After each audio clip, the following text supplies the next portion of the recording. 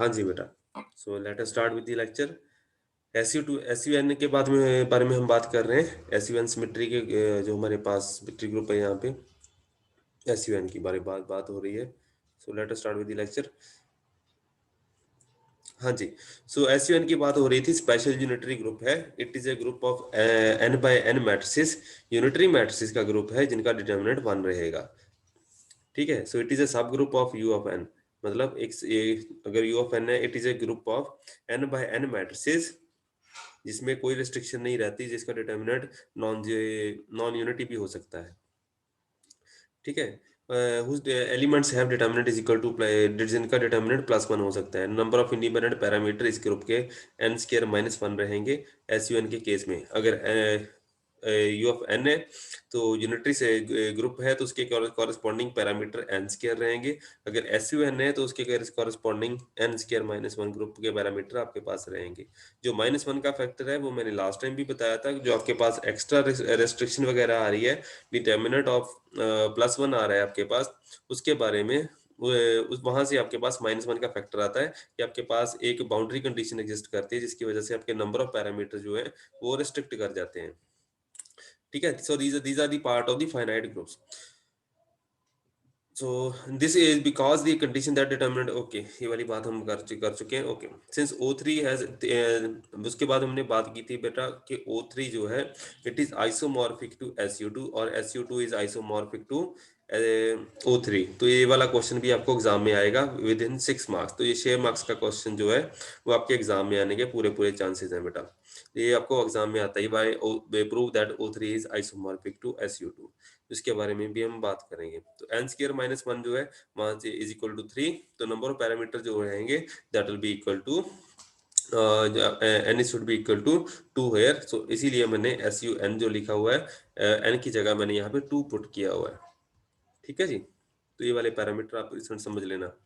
SU2 group की हम यहाँ पे अगर बात करें तो SU2 के बारे में थोड़ा सा एलेबोरेट कर देते हैं। SU2 ग्रुप क्या होता है? It is A special unitary group of to dimensions. ठीक है। तो यहाँ पे डायमेंशन कितने रहेंगे? 2 रहेंगे। तो it consist of n 2 by 2 unitary matrices whose determinant is equal to +1। तो इसके n इज इक्वल टू 2 रहेगा एंड डायमेंशंस 2 रहेंगे, डिटर्मिनेंट हमेशा ही 1 रहेगा। तो ये वो चीज आपने ऑलरेडी पढ़ी हुई है। I will be repeating this thing. तो मान लीजिए आपके पास कोई मैट्रिक्स दे रखी है, इसमें कोई ग्रुप SU2 ग्रुप है, उसका कोई भी एलिमेंट जो है अल्फा बीटा एक एलिमेंट जैसे 2 by 2 मैट्रिक्स है, 2 by 2 की मैट्रिक्स है यहाँ पे, तो अल्फा बीटा गामा डेल्टा इसके 4 मेंबर रहेंगे, 4 एलिमेंट रहेंगे। लेकिन आपके पास जो SU2 है, SU2 ग्रुप एलिमेंट के कॉरेस्पॉन्डिंग आपके पास determinant of the matrix it should be equal to +1। तो इसी वजह से हमारे पास क्या है, यूनिटरी मैट्रिक्स है। इसी वजह से जो हमारे पास क्या आएगा, Q dagger Q it should be equal to हमारे पास 1 होना चाहिए। तो matrix should be unitary and उसका डिटर्मिनेंट जो है वो 1 होना चाहिए। तो यहाँ से आपके पास रिजल्ट आ जाएंगे। तो वहाँ इसी से मैंने ये वाला ड्रॉ किया कि Q dagger should be equal to Q inverse. तो Q टाइगर जो है, जो अपने क्या करना है, जो आपके पास मैट्रिक्स दे रखी है, मैट्रिक्स के कॉरेस्पॉन्डिंग उसका जो कंजुगेट लेना है और ट्रांसपोज करना है। तो इसका कंजुगेट कैसे लेंगे, आपने क्या करना है, सबसे पहले इसका कंजुगेट लीजिए alpha star beta star and आपके ये एलिमेंट जो है कॉम्प्लेक्स हो सकते हैं। तो पहली बात मैंने बताना भूल गया कि जो आपके एलिमेंट्स हैं वो कॉम्प्लेक्स हो सकते हैं। तो उसके बाद इसका ट्रांसपोज लेना है। अगर ट्रांसपोज करोगे तो अल्फा स्टार, ठीक है, beta star and delta star and gamma star. तो ये वाला पार्ट आप यहाँ इससे रिलेट कर सकते हैं। ये वाला पार्ट आपका यहाँ से सेटिस्फाई हो जाता है। तो अगर क्यू टाइगर हमने फाइंड आउट कर लिया तो क्यू यूनिवर्स इसी के बराबर रहेगा। ठीक है। तो क्यू यूनिवर्स आप यहाँ से निकाल सकते हैं। ठीक है। क्यू यूनिवर्स निकालने का फॉर्मूला क्या होता है, Q inverse is equal to जो आपके मैट्रिक्स है, मैट्रिक्स के कॉरेस्पॉन्डिंग आपको पता है, ये +2 का कंसेप्ट है। +2 से आप इनवर्स निकालते हैं। सबसे पहले आप एडजॉइंट निकालते हैं, ये एडजॉइंट होता है, एडजॉइंट ऑफ मैट्रिक्स एंड उसके साथ आप उसके जो डिटर्मिनेंट होता है उसको 1 बाय इनवर्स के साथ मल्टीप्लाई करते हैं, आपके पास मैट्रिक्स का इनवर्स आ जाता है। ये वाला फंडा और कुछ नहीं है। ये इसका डिटर्मिनेंट रहेगा और ये इसका एडजॉइंट रहेगा, वो आप निकाल के वहां पे देख सकते हैं। लेकिन जो आपने निकाला है both are the same thing. तो जो आपने क्यू टाइगर निकाला है एंड क्यू इनवर्स निकाला है, बोथ आर सेम थिंग। तो इनको हम आगे जाके इक्वेट कर देंगे। तो यहाँ पे एक चीज देख सकते हैं बेटा कि आपके पास डिटर्मिनेंट जो है मैट्रिक्स का इज इक्वल टू 1, तो इसी वजह से हमारे पास alpha into gamma minus beta into delta जो है it should be equal to 1। Therefore Q dagger is equal to Q inverse के कॉरेस्पॉन्डिंग आपके पास यहाँ पे होना चाहिए। तो दोनों का आप आपस में इक्वेट कर देंगे तो ये वाला फैक्टर जो है ऑटोमेटिकली यूनिटी हो जाता है, बिकॉज डिटर्मिनेंट जो है 1 होता है। तो बाकी आप इनको आपस में इक्वेट करके देख सकते हैं बेटा। इक्वेट करेंगे तो आपके पास क्या आएगा, in general N element of SU2 can be री रिटन एज। तो आपके पास सिर्फ 2 ही पैरामीटर बचेंगे रादर देन 4। तो स्टार्टिंग में आपके पास 4 एलिमेंट थे, 4 पैरामीटर थे, 4 की बजाय आपके पास यहाँ पे सिर्फ 2 ही पैरामीटर बचेंगे, अल्फा एंड बीटा। एक अल्फा बीटा, दूसरा नीचे क्या हो गया सेकंड रो में minus beta star and alpha star. तो आपके पास क्या हो गया, therefore because alpha and beta are complex numbers, number of independent parameter यहाँ पे कितने हो गए 4। बिकॉज अल्फा को आप कैसे लिख सकते हैं, a प्लस आयोटा b के कॉरेस्पॉन्डिंग लिख सकते हैं। तो आपके पास यहाँ पे 2 ही पैरामीटर बचे थे, लेकिन वो वाले जो पैरामीटर है मैंने ऑलरेडी बता रखा है कि कॉम्प्लेक्स होते हैं। तो अगर कॉम्प्लेक्स के में कॉम्प्लेक्स नंबर की फॉर्म में लिखोगे तो आपके पास टोटल 4 पैरामीटर हो जाएंगे। ठीक है जी, तो अल्फा बीटा के कॉरेस्पॉन्डिंग यहाँ पे टोटल नंबर ऑफ पैरामीटर यहाँ पे आपके पास 4 हो जाएंगे। Because determinant of the matrix जो आपके पास डिटर्मिनेंट है वो +1 है। ठीक है, तो इसकी वजह से क्या रहेगा, जब बिकॉज ये क्या हो गया आपके पास मैट्रिक्स है, this is alpha, this is beta, this is minus beta star and alpha star. तो आपको इसका डिटर्मिनेंट निकालिए, इसका डिटर्मिनेंट निकालेंगे तो क्या आएगा, मैट्रिक्स का डिटर्मिनेंट निकालेंगे तो इसका क्या आ जाएगा आपके पास alpha star, alpha into alpha star plus beta into beta star, it should be equal to 1 and और you can write it as alpha mod square plus beta mod square equal to 1। Due to this condition number of parameter will be reduced to 3। तो मैंने आपको पहले बताया था number of parameter आपके यहाँ पे 3 रहेंगे। जैसे O3 के 3 हैं तो इसके कॉरेस्पॉन्डिंग आपके पास इसके भी 3 आने चाहिए। सो SU2 जो है, SU2 आपके पास आइसोमॉर्फिक हो जाता है O3 के कॉरेस्पॉन्डिंग, वो भी हम चेक कर सकते हैं। So corresponding to this general element, the correspondence of this general element Q with an element of the rotation group in 2 dimensions। तो आपके पास क्या है, आप इसको चेक कर सकते हैं कि O3 के आइसोमॉर्फिक रहता है। कैसे रहेगा, let us consider element of the rotation group in 2 dimension about an axis general, consider general spinel, therefore after rotation we get. तो अगर आप किसी भी स्पाइनर की रोटेशन कर देते हैं, आपने 2 डायमेंशन की बात की है तो वहां पे क्या आएगा, 2 डायमेंशन का मतलब अगर आप या तो पार्टिकल स्पिन अप हो सकता है या स्पिन डाउन हो सकता है। तो आप इसको ऐसे भी डिनोट कर सकते हैं, इसको आप डाउन भी डिनोट कर सकते हैं। तो इसके कॉरेस्पॉन्डिंग आपके पास इसको हम स्पाइनर रिप्रेजेंटेशन बोलते हैं या डायरेक्ट रिप्रेजेंटेशन बोलते हैं। ठीक है, ड्राक स्पाइनर का आपने नाम सुना होगा, तो ड्राक स्पाइनर की वजह से हम यहाँ पे इंक्लूड कर पाते हैं। तो 2 डायमेंशनल रिप्रेजेंटेशन है जिसमें हम जैसे अगर वेक्टर को रोटेट करते हैं, स्पाइनर को रोटेट करेंगे तो उसके कॉरेस्पॉन्डिंग जो फैक्टर आएगा, जो आपके पास ऑपरेटर रहेगा, जो जनरेटर रहेगा, दैट विल बी पॉलीमर्सिस। एंड उसको लिखने का तरीका क्या है, एक्सपोनेंशियल फैक्टर आता है e पर iota theta divided by 2 n cap into sigma. तो इसको आप कैसे लिखते हैं, इसको लिखने का तरीका और भी है, e पर iota theta into n cap in dot S vector. तो ऐसे यहाँ पे क्या रहता है, it is equal to sigma divided by 2। तो ये वाला फैक्टर 2 फैक्टर जो है वो यहीं वहीं से आया हुआ है, इसको आप वहां से रिलेट कर सकते हैं। तो this is the effect of rotation on any general spinor. तो ये वाला पार्ट हमने पहले ही पढ़ा हुआ है O3 ग्रुप में। O3 में जैसे ही कोई सी वेक्टर को हम रोटेट करेंगे तो कैसे होगा, वो वाला पार्ट हम पढ़ चुके हैं। तो exponential factor, the exponential factor को कैसे लिखेंगे, e raise to power iota theta को आप कैसे लिखते हैं, it is cos of theta plus iota sin of theta. तो ऐसे आप लिख सकते हैं इस चीज को, बिकॉज यहाँ पे थीटा बाय 2 है तो थीटा बाय 2 आप यहाँ पे ऐसा आ जाएगा। ठीक है, एन कैप डॉट सिग्मा जो है वो ऐसा आपके पास आयोटा के साथ आ जाता है। इसको आप करोलरी से सॉल्व आउट की भी कर सकते हैं।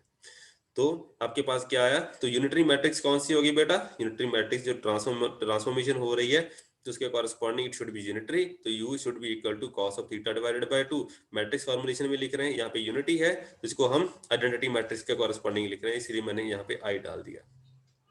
Plus iota n cap dot sigma vector जो है इसको हम डायमेंशनली कंपोनेंट में तोड़ देते हैं। 3 पॉलीमेट्रिसेस होती हैं तो 3 आपके पास वेक्टर आ जाएंगे, जो कैप वेक्टर्स हैं, बेसिस वेक्टर हैं n1 n2 and n3 sin theta by 2 ऐसा आ जाएगा। इन सब की आप वैल्यू डालेंगे, आइडेंटिटी मैट्रिक्स है, सिग्मा 1 है, सिग्मा 2 है एंड सिग्मा 3 है, सबकी वैल्यू आप डाल के आप चेक कर सकते हैं कि आपके पास क्या रिजल्ट बनेगा। तो ये चीज क्या बची, ये आप चेक कर सकते हैं, या आप जो है उस नॉलेज से भी चल सकते हैं जो हमने पहले देखा था। हमने वहां पे क्या बनाया था, हमने बनाया था alpha beta minus beta star and alpha star. यहाँ के पे क्या, अल्फा बीटा माइनस अल्फा देखना पड़ेगा, एक मिनट मैं भूल गया, minus beta star alpha star, ठीक है जी, इसको हम इंक्लूड कर लेते हैं, minus beta star and alpha star. तो ये वाला पार्ट आप इसको लेके चल सकते हैं, तो इसको थोड़ा सा रब करके कर देते हैं, ठीक है जी। तो minus beta star and alpha star, तो इसको आप एनालॉजी लेके चल सकते हैं। तो ये अगर इसको आप अल्फा मान ले, this is your alpha and this is your beta, ठीक है जी, तो इसका क्या होगा, इसमें नेगेटिव साइन एंड उसका कंजुगेट आएगा, ये वाले फैक्टर को आप इससे रिलेट कर सकते हैं, you can relate this factor with this thing. तो इसको क्या होगा, आयोटा, आयोटा का क्या बनेगा बेटा, माइनस आयोटा बन जाएगा, एंड उसके कॉरेस्पॉन्डिंग आपके पास यहाँ पे क्या बनेगा, उसका स्टार बन जाएगा। तो इसको आप इसके साथ रिलेट कर सकते हैं, तो अल्फा को अल्फा स्टार के साथ रिलेट करेंगे, तो cos of theta by 2 minus iota n 3 and sine of theta by 2, जिनको आप आपस में रिलेट कर सकते हैं। यहाँ पे अयोटा है, उसके कॉरेस्पॉन्डिंग नेगेटिव साइन भी है, तो नेगेटिव साइन को अयोटा स्क्वायर के साथ आप रिलेट कर सकते हैं, तो आपके पास सेम रिजल्ट बनेगा। तो इसका उल्टा यहाँ पे बन जाएगा, माइनस बीटा स्टार ही बनेगा। तो इसको विच मीन्स कि O3 जो है, जो हमारे O3 के एलिमेंट रहेंगे, जब आप उसको रोटेट करने की बात करेंगे, तो आपको क्या किसको कॉरेस्पॉन्ड करेगा, SU2 को कॉरेस्पॉन्ड करेगा। तो SU2 जो फॉलो अप करेगा, same will be followed up in O3। तो इसका मीनिंग क्या हुआ, SU2 is isomorphic to O3, मतलब 1 to 1 मार्किंग यहाँ पे एग्जिस्ट करेगी। Therefore U is an element of SU2 group, it is a unitary 2x2 matrix with determinant equal to +1। So from both of these, alpha भी हमारे पास पहुंच गया and beta भी हमारे पास मिल गया। तो each element of SU2 there is a corresponding element of O3। तो जो मैंने आपको पहले बोला कि 1 to 1 मार्किंग है, जो एलिमेंट SU2 में एग्जिस्ट करेगा, सेम एलिमेंट सिमिलर एलिमेंट जो है O3 में एग्जिस्ट करेगा। तो अल्फा जो वहां पे SU2 में, यहाँ पे आपके पास ये दे रखा है, अगर SU2 में बीटा है तो यहाँ पे आपके पास एक एलिमेंट दे रखा है O3 के corresponding. So we can say that SU2 and O3 जो है, they can be considered as isomorphic group। तो ये आपका 6 नंबर का 6 मार्क्स का डायरेक्ट क्वेश्चन है, जो आपको पेपर में पूछा जाता है कि as you prove that SU2 and O3 are isomorphic। ठीक है, इसको होमोमॉर्फिक भी बोला जा सकता है, actually it is homomorphic, that is not exactly 1 to 1 marking. तो यहाँ पे आप देख भी सकते हैं। So therefore group structure of O3 and SU2 is similar, which implies that Lie algebra of O3 and SU2 should be identical। तो जो आपने वहां पे आइडेंटिकली फॉलो अप किया था, सेम अलजेब्रा SU2 में भी फॉलो अप होना चाहिए। the three generators in the case of, जो आपके पास यहाँ पे जनरेटर है बेटा, sorry, the three generators of in the case of SU2 are generated by represented by। तो मैंने आपको स्टार्टिंग में बताया था कि हमारे पास जो सिमेट्री अवेलेबल थी एट दैट टाइम, तो उसमें क्या हुआ था, दैट वाज आइसोस्पिन सिमेट्री। तो उन्होंने क्या किया था, एट दैट टाइम रिसर्च जो साइंटिस्ट थे, उन्होंने आइसोस्पिन को लेके ही SU2 को बिल्डअप कर दिया था। तो 3 जनरेटर कौन कौन से हो गए, I1 I2 एंड I3, और T1 T2 T3। आप तीनों को जैसे मर्जी लिख सकते हैं, लेकिन ये आइसोस्पिन सिमेट्री को कॉरेस्पॉन्ड करता है। तो कोई भी आपके पास सिमेट्री है, सिमेट्री के कॉरेस्पॉन्डिंग क्वांटम नंबर, और क्वांटम नंबर है तो सिमेट्री आपके पास आएगी।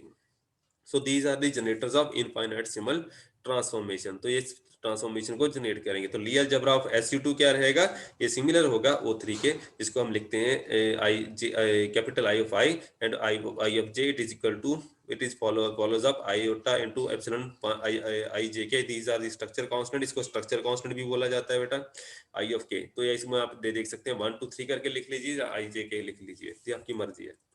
So these are three operators which satisfy Lie algebra, and Hamiltonian I and I of Z form a complete set of commuting operators। तो ये commuting set of operator बनाएंगे।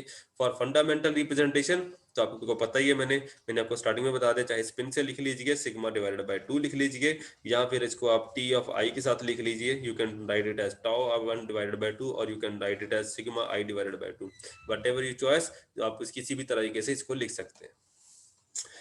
इसकी रिप्रेजेंटेशन कौन कौन सी रहेगी, जो SU2 ग्रुप है, SU2 ग्रुप में 1 डायमेंशन रिप्रेजेंटेशन रहेगी, 2 डायमेंशन या हायर डायमेंशन रिप्रेजेंटेशन भी आपको यहाँ पे देखने के लिए मिलेंगी। 1 डायमेंशनल रिप्रेजेंटेशन कैसी आएगी, इन दिस केस आइसोस्पिन, तो मैंने आपको पहले ही बताया था, आइसोस्पिन सिमेट्री जो है वो सिंगुलर, जो आपके पास 1 डायमेंशनल रिप्रेजेंटेशन जो रहेगी स्केलर रहेगी।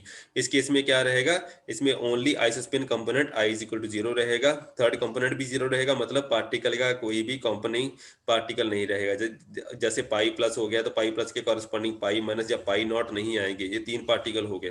तो ऐसा पार्टिकल आपको देखने के लिए नहीं मिलेगा, जहाँ पे इंडिपेंडेंट पार्टिकल देखने के लिए मिलेंगे। तो in this case isospin is equal to 0 and उस केस में lambda particle and omega particle आपको देखने के लिए मिलेंगे। These are singular isospin states और singular isospin particles. Two dimensional, two dimension में आपके पास बेटा स्पाइनर आ जाएंगे। स्पाइनर में कौन कौन से आएंगे, यहाँ वहां पे आपके पास प्रोटॉन हो सकता है या फिर आप उसको न्यूट्रॉन के साथ भी नोट कर सकते हैं। तो मैंने ये वाली चीज आपको पहले बता दी है, 1 0 और 0 1 वाला case. So nucleons, proton and neutron form an isospin doublet. These states can be represented as proton and neutron states 0 1 1 0 spin up और spin down की state के corresponding भी आप लिख सकते हैं, या फिर आपके उसको 1/2 लिख लीजिए। जैसे आप लिखते हैं प्रोटॉन को 1/2 एंड 1/2 की स्टेट आप नोट कर देते हैं, एंड न्यूट्रॉन को 1/2 एंड -1/2 की स्टेट आप नोट कर देते हैं, just like this is I and I3। ठीक है, तो ऐसे भी आप नोट कर सकते हैं। So this is just in complete analogy with this spin. So we have to consider anti-particle states also. तो यहाँ पे हम anti-particle states को भी consider करने की यहाँ पे बात करते हैं बेटा। तो आइसोस्पिन स्टेट्स की बात कैसे बात कर, सॉरी एंटी पार्टिकल की कैसे बात करेंगे। जैसे अगर आपके पास प्रोटॉन है तो एंटी प्रोटॉन भी एग्जिस्ट करना चाहिए, अगर न्यूट्रॉन है तो एंटी न्यूट्रॉन भी एग्जिस्ट करना चाहिए। तो प्रोटॉन को तो आपने बेटा ये आपने कैसे कंसिडर किया, प्रोटॉन को आपने कंसिडर किया है यहाँ पे 1 एंड 0 के साथ रादर देन 1 0 1। तो प्रोटॉन को आपने 1 0 के साथ डिनोट कर दिया एंड न्यूट्रॉन को आपने 0 1 के साथ डिनोट कर दिया। लेकिन एंटी प्रोटॉन को आप कैसे रिप्रेजेंट करेंगे या एंटी न्यूट्रॉन को आप कैसे रिप्रेजेंट करेंगे SU2 में। तो ये बड़ा बड़ा क्वेश्चन यहाँ पे अराइज हो जाता है। तो in case of general isospinal case, तो आपके पास प्रोटॉन एंड न्यूट्रॉन के केस कॉरेस्पॉन्डिंग आपके पास आइसोस्पाइनल जनरल केस जो है, जनरल टर्मिनोलॉजी में इसको काई लिखा जाता है। तो इसके कॉरेस्पॉन्डिंग आप इसको कैसे लिखोगे, तो जनरल जो है आपके 1 0 एंड 0 1 के कॉरेस्पॉन्डिंग बेस कैट्स के कॉरेस्पॉन्डिंग आप इसको लिख सकते हैं, ये इसके कोएफिशिएंट्स वगैरह रहेंगे। तो isospinor is written as a linear combination of proton and neutron under rotation. Rotation के कॉरेस्पॉन्डिंग ये वाला क्या रहेगा, इसको आपने ऑलरेडी पढ़ा हुआ है कि अंडर यूनिटरी मैट्रिक्स ट्रांसफॉर्मेशन आप इसको ट्रांसफॉर्म भी कर सकते हैं। तो यू जहाँ पे यूनिटरी मैट्रिक्स रहेगा, तो इसको एक्सपोनेंशियल फॉर्म में लिखिए, जैसे मर्जी लिखिए, तो उसमें आप कर सकते हैं। So if we consider rotation about the y-axis in the isospace, अगर हम y-axis के अराउंड आप अपनी सिमेट्री को रोटेन करना चाहते हैं, अगर y-axis जैसे x, y एंड z है, तो मोस्टली अगर अराउंड y-axis है तो इसके कॉरेस्पॉन्डिंग अगर आप अपने वेक्टर को रोटेट करते हैं तो उसके कॉरेस्पॉन्डिंग आपके पास ये आपका स्टैंडर्ड प्रोसीजर है, ये आप उसको रख सकते हैं। तो ये चीज आपको ऑलरेडी पता है कैसे आता है कैसे नहीं है। तो आपके पास जो यूनिटरी मैट्रिक्स आएगी वो इसके कॉरेस्पॉन्डिंग आएगी। ठीक है जी, SU2 matrix corresponding to rotation by an angle theta about the Y axis. तो ये वाला स्टैंडर्ड प्रोसीजर है। इस केस में आपके पास क्या आएगा, जो प्रोटॉन है, प्रोटॉन कैसे, प्रोटॉन एंड न्यूट्रॉन का आइसोस्पाइनर जो है वो कैसे ट्रांसफॉर्म होगा, इसको आप यहाँ पे चेक करके देख सकते हैं। तो उस केस में आपके पास ऐसे रिजल्ट आएंगे। तो कंजुगेट रिप्रेजेंटेशन क्या होगी, जो अगर आपके पास पार्टिकल है, पार्टिकल तो ऐसे ट्रांसफॉर्म हो रहा है, मतलब जो आपके पास स्पाइनर है, spinor is getting transformed like this. तो सर जो पार्टिकल है, पार्टिकल तो ऐसे ट्रांसफॉर्म हो रहा है, लेकिन जो एंटी पार्टिकल है वो कैसे ट्रांसफॉर्म होगा, it will be transforming in A conjugate representation. तो एंटी पार्टिकल कभी भी डायरेक्टली ट्रांसफॉर्म नहीं होगा, कंजुगेट रिप्रेजेंटेशन में होगा। तो शायद आपने पहले पढ़ा होगा। तो कंजुगेट रिप्रेजेंटेशन में आपको थोड़ा सा ध्यान रख के चलना पड़ेगा। तो यहाँ पे anti neutron and anti proton के कॉरेस्पॉन्डिंग आपको यहाँ पे देखना पड़ेगा। तो to see that what is the corresponding doublet of anti-nucleons, we represent them by p bar and n bar। तो प्रोटॉन के corresponding एंटी पार्टिकल जो है that is given by p bar and n के corresponding n bar आएगा। So that we have I3 is equal to 1/2 and I3 is equal to -1/2 respectively। तो इसके लिए हमें क्या लिखना पड़ेगा, इसके लिए हमें 1/2 बनाना पड़ेगा, इसके लिए -1/2 बनाना पड़ेगा। तो इसके लिए ऐसे हम I3 कंपोनेंट्स चूज करेंगे। ठीक है जी, इसके लिए ऐसे चूज किया जाएगा। वहां पे क्या था, न्यूट्रॉन के लिए 1/2 होता था, लेकिन -1/2 होता था। यहाँ पे न्यूट्रॉन बार के लिए यहाँ पे 1/2 है। वहां पे प्रोटॉन के लिए I3 1/2 था, लेकिन एंटी प्रोटॉन के लिए -1/2 है यहाँ पे। तो उसका बिल्कुल उल्टा वहां यहाँ पे एग्जिस्ट करेगा। So therefore the states n bar and p bar have I3 just like proton and neutron। दोनों को हम पैरेलल लेके चल रहे हैं। The new representation is called the conjugate representation of SU2 and is denoted like this। तो p and n के corresponding to इसको हम रिप्रेजेंटेशन बोलते हैं। इसके बाद कंजुगेट रिप्रेजेंटेशन जो है आपके पास टू स्टार आएगी। ठीक है जी, 2 डायमेंशनल रिप्रेजेंटेशन है तो इसको हम 2 के साथ डिनोट कर रहे हैं। ये एंटी पार्टिकल के लिए तो इसके ऊपर स्टार डाल रहे हैं because it is A conjugate representation. तो ये भी आपको पेपर में पूछा जा सकता है, what is conjugate representation of SU2, and उसके बारे में proton and anti neutron and anti proton के बारे में वो भी डिस्कस कीजिए, या उसकी कंजुगेट 2 and 2 स्टार के बारे में डिस्कस कीजिए। What is conjugate representation of SU2, ऐसे न्यूमेरिकल भी आप ऐसे भी आपको एग्जाम में आ सकता है। ये 6 मार्क्स का सीधा सीधा क्वेश्चन आपको एग्जाम में आएगा। इसमें स्टैंडर्ड क्वेश्चन है, ये पार्टिकल फिजिक्स 2 जो है इसमें स्टैंडर्ड क्वेश्चन रहेंगे जो आपको एग्जाम में आएंगे बेटा। ठीक है जी। So we have to find out whether 2 and 2 star transform in the same manner. तो मैंने स्टार्टिंग में बताया था कि 2 जो है, जो आपका जनरल स्पाइनर है, वो कैसे ट्रांसफॉर्म हो रहा है, it is transforming in a normal way. तो वहां पे आपके पास यूनिटरी मैट्रिक्स में cos थीटा sin थीटा रहेंगे। लेकिन जैसे ही आप कंजुगेट रिप्रेजेंटेशन की बात करेंगे, 2 स्टार की बात करेंगे, whether that transform in the same manner और नॉट, तो उसके बारे में भी हमें यहाँ पे डील करना पड़ेगा। तो if the matrix unitary matrix is same for the 2 and 2 star, then we can say that they will transform in the same manner। अगर इनकी unitary matrix जो है वो सेम बनती है, then we can say that they are transforming in the same manner, otherwise not। So we can say that 2 star also has a isospin doublet। लेकिन हमें पता चलेगा लेटर ऑन स्टेजेस में जब हम बात करेंगे कि आइसोस्पिन जो कंजुगेट रिप्रेजेंटेशन है, इसके लिए जो आपके एंटी पार्टिकल है वो डिफरेंट वे से बिहेव करते हैं, उनकी मैट्रिक्स जो है वो डिफरेंट रहती है rather than same as that of representation that is meant by 2।